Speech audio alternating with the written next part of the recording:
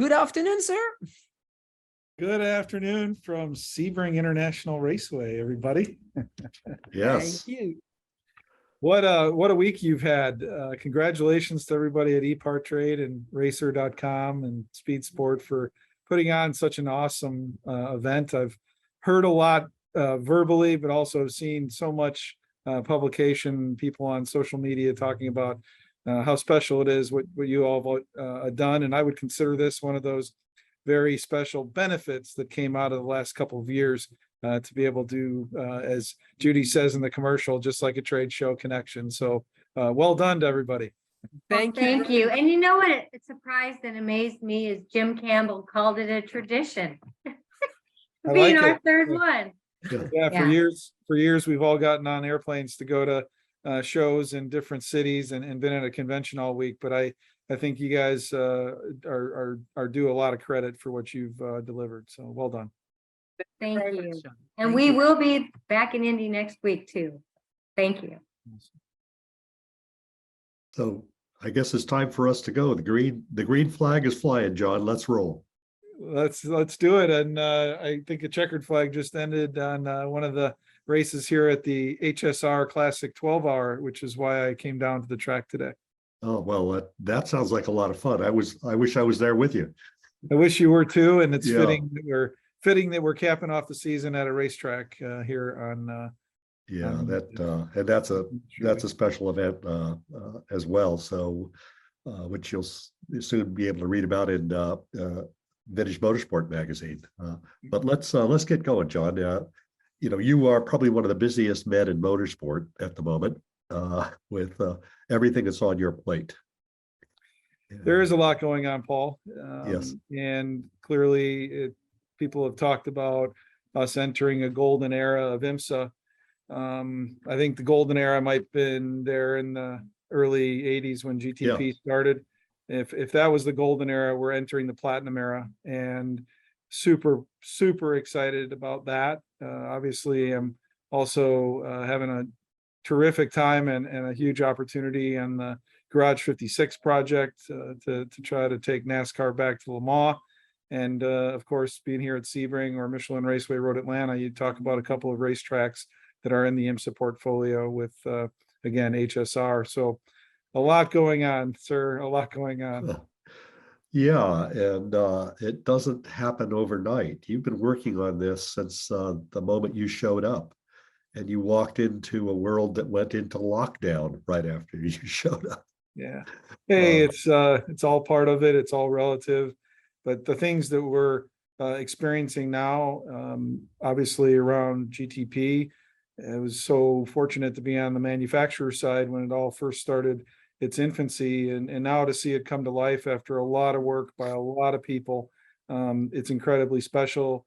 All the GTP cars will be testing at Daytona next week with 3 of the new GT3 specification cars, which obviously run in GTD Pro and GTD with us from the folks at Porsche with the 911 GT3R, of course, a Lamborghini Evo, and a new Ferrari 296 or 496 rather. It's going to be a really, really special Rolex 24. Yeah, those are some gorgeous race cars. I was eyeing the Ferrari on the homepage, main image at the beginning of the week here. All I could think is I want one of those. But let's come back to the heart of it. Is you've been around this sport at all levels for quite a long time, and destiny delivered you to the doorstep of this great era. And we both have been around long enough to know how special this is. You don't get moments like this often in the sport, where the entire top level of sports car racing is unified under a collective vision now. Yeah. That work started, many years ago, and we're finally here. We have the centenary of Le Mans this coming year. We have this convergence of rules, and we have, I think it's, memory serves me, we have 18 manufacturers. Yeah, and IMSA for sure. In IMSA. So I don't know what you do to top that other than just go do it. Can you tell me what is going on right now to get ready for this season? You know, and because you have a whole new level of complexity in what your team has to manage here with this intensity and competition. We do, and I think for all of motorsport, no matter what discipline, we're, I think, all at a very special time where the momentum for the sport overall is at an all-time high, or certainly scratching at being at an all-time high. So that's great for the sport. And that's what we're focused on, is doing what's right for the sport. And as we embark on the new top category regulations, you're right, the work has been massive among primarily the technical folks to actually execute. So that's Simon Hodgson, Matt Kurdock on our side, Terry Bouvet and his team at the ACO. And then as you know, you mentioned collaboration. We've been working a great deal with partners and colleagues at the FIA to make sure that we integrate these two top category sets of technical regulations that are very different into a place where every manufacturer can compete for an overall victory and a level playing field. So that's been the focus so far.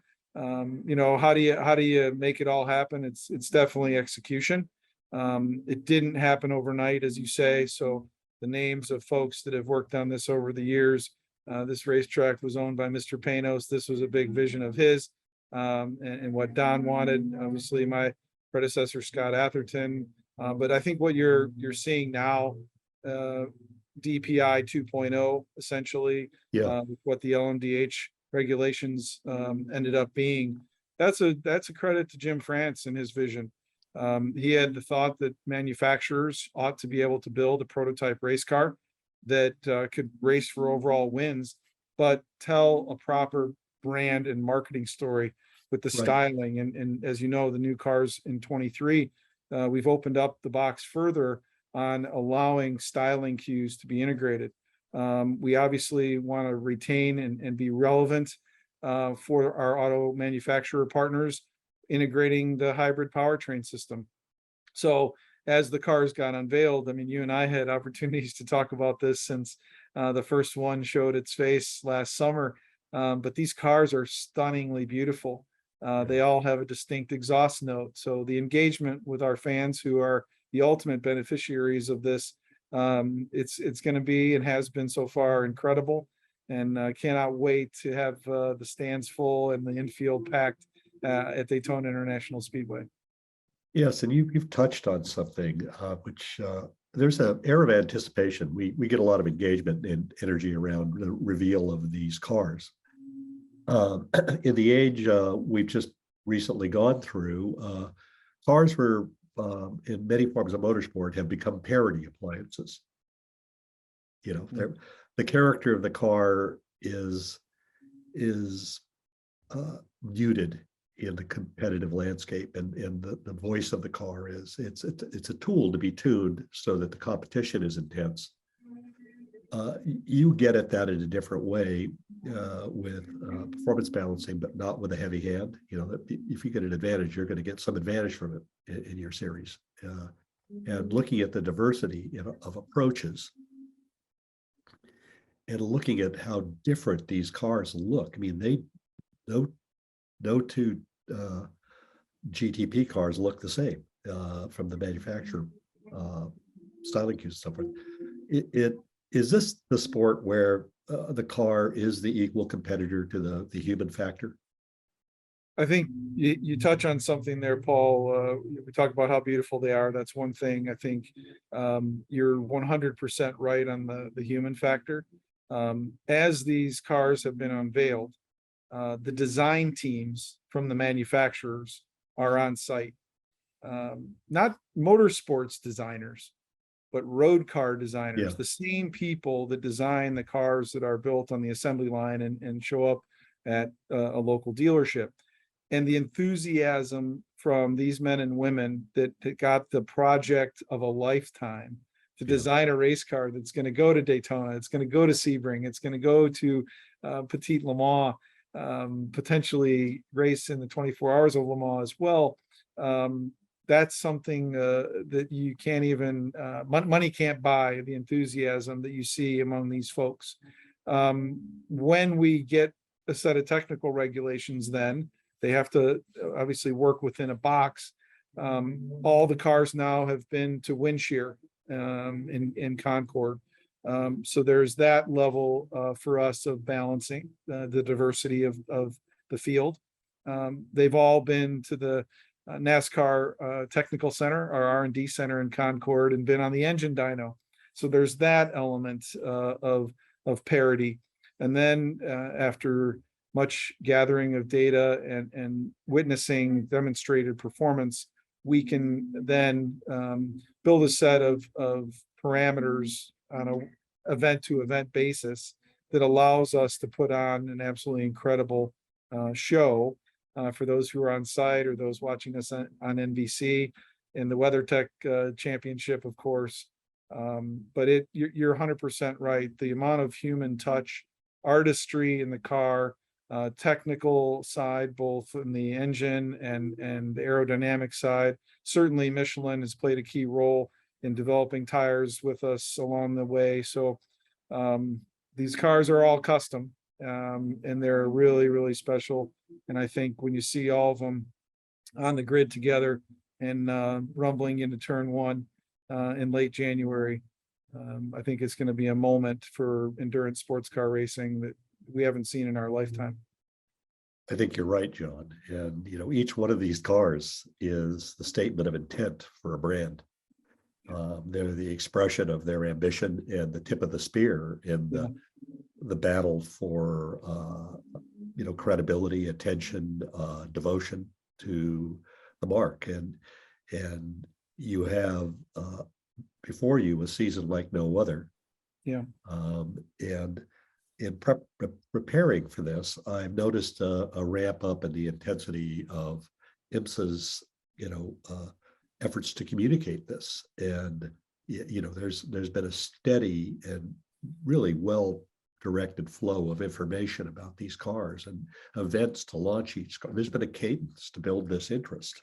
That's right. I think it starts with our manufacturer partners. You talked at the opening about 18. We're so proud of that. There's no other sanctioning body in the world that can at the professional top level promote 18 automakers as part of their program, and we're so grateful for the investment they make in racing with us. You mentioned the ultimate expression, and that someone asked me a few weeks ago what GTP meant, and for whatever reason that came to mind. It's the ultimate expression of these brands. In some cases, it's the fastest Acura on the planet. It's the fastest BMW on the planet, Cadillac, Porsche, and soon to be Lamborghini. So these cars are the ultimate expression of these manufacturers. So we have a moment. We have folks that have invested heavily in a commitment, and all of that. And you plug in, no pun intended, a sustainability message with the new hybrid powertrain system, a new renewable fuel that we've developed with our partners at VP Racing, and also a reduction in tire usage thanks to Michelin's technology. We have a really, really awesome story to tell, and you're right, we've been doing our ever best to communicate early and often, as we say in Chicago. Yeah. And really thrilled that we've been engaging fans more and more, and it's going to really ramp up here in December and January. Well, for me, the Christmas tree is in Daytona a month later than it normally would be this year. Yeah. All the Yeah. toys are going to be under it, and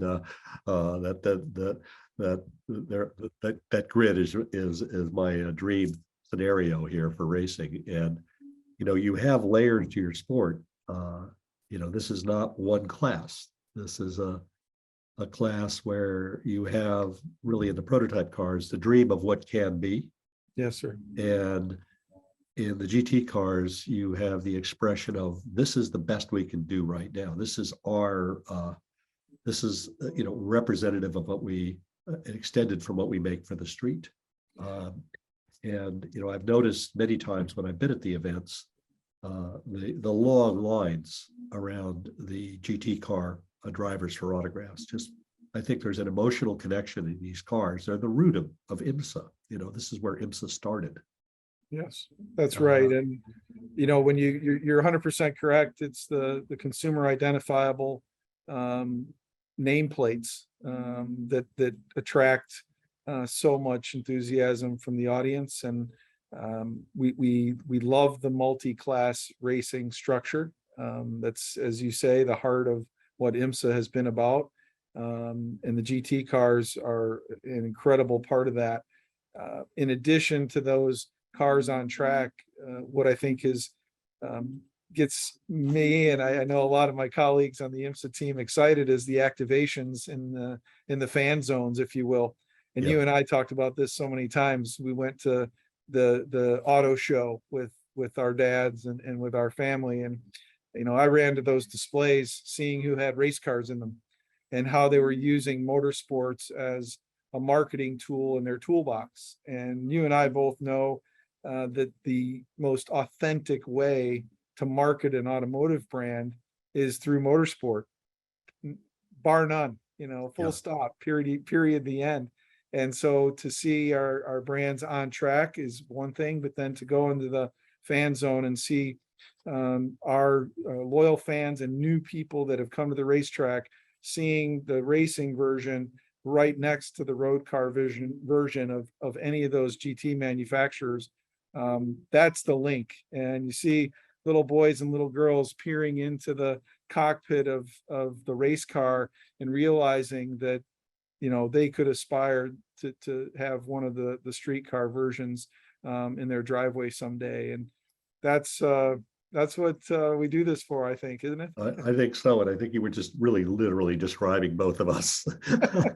I think that when I look at, you know, being at, let's say, the Rolex 24 or the Mobile 1 12 Hours of Sebring, half of the show for me is I don't get a chance to be a fan very often. I'm working. You know, so at Petit Le Mans, you know, Motul Petit Le Mans, I try to make a little time to go out and be with the fans, is really who we work for. You know, there are people that's what we do for the racing fans, and watch night practice, or just be in a spectator area, because the fans are so knowledgeable in sports car racing. They know their stuff, and their brand, many times they're brand partisans.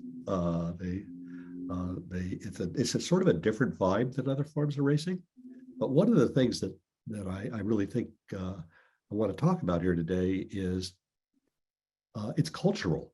There's a certain cultural vibe around this sport. You know, it's like going to another world. And it is. You're literally going into this world that extends to the rest of the world. In bringing this alignment, at least in spirit of rules, to Le Mans, making this distinct connection to Le Mans, I think that takes it even further. But you're going somewhere else this year in a very interesting way. You're going to Indianapolis Motor Speedway, and going to be doing something quite different there than you've done before. We are, and thrilled that we could add Indianapolis Motor Speedway and the Brickyard to our 23 and beyond schedule. You and I have stood on the bricks on race morning at the Indianapolis 500. We've been there for sports car races in the past, but to be able to go back there with the new assets of GTP and bring endurance sports car racing back to Indianapolis is a real extra boost to the 2023 schedule. We're going in the fall, so there'll be some championship implications for sure late in the year. But to run the Michelin Pilot series on Saturday into the darkness, that's going to be fantastic. To bring a couple of our single make championships as well. But to see the new cars at Indianapolis is going to be really unique. We're going to have the opportunity to do some testing there in the summer beforehand and get everybody comfortable. But to work with Roger Penske and Mark Miles and of course Doug Bowles on putting that all together. They're opening up camping in the infield. You talk about our passionate fans. Yeah. The place is going to be jammed.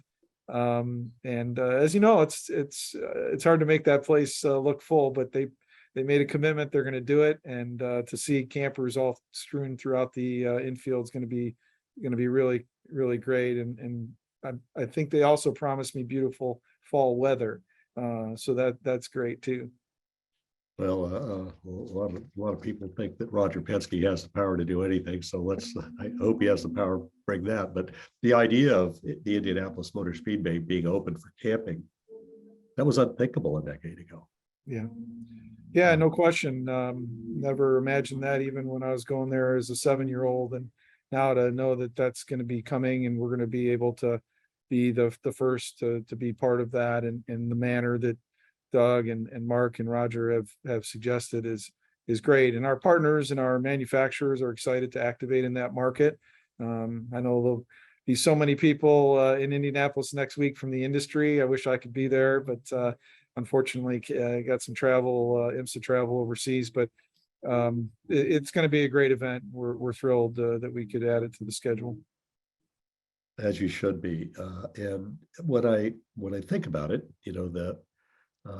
we worked on a project for the Indianapolis Motor Speedway during the prior ownership era, where we worked on imagining what the Indianapolis Motor Speedway would be in the centennial era. And one of the things that we proposed was an event that was a 1,000-mile race, or the Indianapolis 1000 would be the wrong thing to call it, but Yeah. a long distance race into the darkness at the Indianapolis Motor Speedway. And ironically, one of the people involved in the presentation to all the stakeholders that day was team owner Roger Penske at the time, who particularly liked that idea in the presentation, and he came over to speak with me afterward.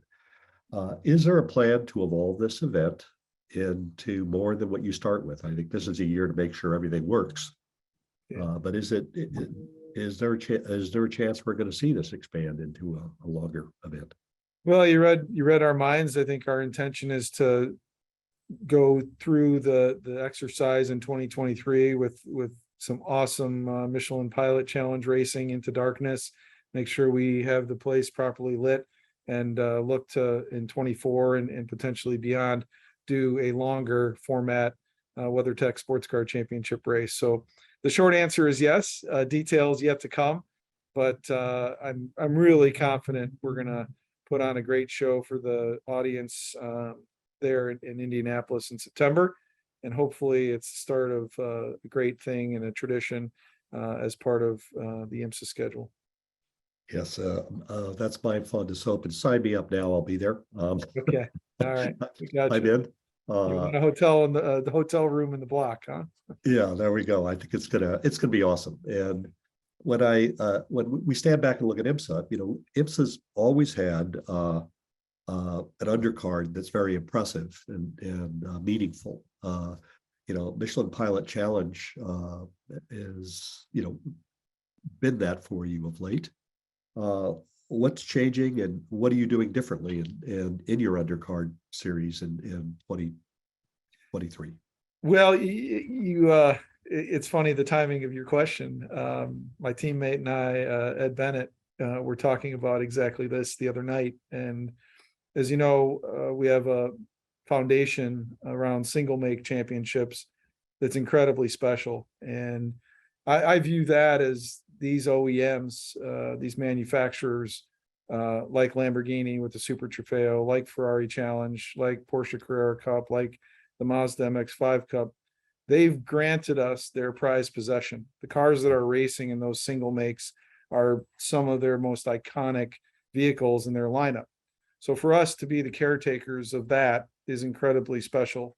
But that's the entry point. And each of those different championships and the single make side, those are a training ground for the drivers and teams and engineers of the future of the Michelin Pilot Challenge, to your point, or to the WeatherTech Sports Car Championship. So we're really excited to have that. It's tough. There's a lot of series to put on a race weekend. There's only so many hours in a day, and you can only have the corner marshals and the track staff on site for so long. It ends up being a 24-hour day every weekend, but that's the foundation. And to have those, and there's certainly murmurs of others to come. And then, when people want to grow their careers, they look at what's the next car and advancement of aerodynamics or power and things like that. So we changed the format a little bit with the VP Racing Sports Car Challenge for next year. We've got LMP3 cars and GT4 spec, or GSX as we'll call it, in a sprint format. That gives those teams and drivers the opportunity to hone their skills at the next level, multi-class racing, try to keep costs in check with a sprint format. And then, of course, either the Pilot Series or WeatherTech. So, in my previous life, I was so fortunate to have the opportunity to work on a driver and team development ladder. We had it, of course, on the open wheel side at Mazda, but the sports car side, of course, is what we're trying to develop, and to have a clear path for talent, again, men and women as drivers and mechanics and PR professionals and race teams, have this clear stepping stone, if you will, to the top. Doesn't get any better. It's what we've talked about in a partnership with SCCA to boot, where we're training the next generation of corner marshals and race officials. It's incumbent on us who are in the sport today to make sure that the future of the sport is in good stead, and we have to lay the path, and that's what we're trying to do in the full IMSA portfolio. Yes, and thank you. By the way, my notes here, you must have been reading what I was going to talk about, because you just ran this for me. And I apologize about that. No, that you wrapped it up nicely. I was going to have to ask the questions. Thank you. But John, it's always a pleasure to spend time with you, and I'm truly excited about what's coming in 23, 24, and beyond for IMSA and for sports car fans like me around the world. This is the moment we've all been waiting for, and I can't wait. Well, we can't either. Each of us in the office have a plaque, and it says entertainment driven automotive industry marketing tool, and make it cost effective. And we live by that. It's a credo, if you will, that Jim France believes in, and we want to be that platform for automakers to market their car models, but their brand in particular. And we're thrilled to have the opportunity, and we cannot wait to show everybody the future of endurance sports car racing at the 61st running of the Rolex 24 here in a couple weeks. Yeah, and I'll see you there, if not sooner. But thank you for joining us today, John. It's been a lot of fun. Registering on EPARTRADE is easy. To start, click on the Join for Free button on the homepage.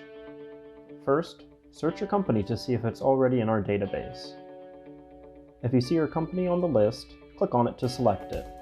Then, choose Claim Company if you are one of the decision makers, an owner, marketing person, or main company contact. Or choose Join Company if you are an employee, and press Continue. If you couldn't find your company in our database, select Register a New Company. On the following page, fill out your name, email, phone number, job title, and choose a secure password.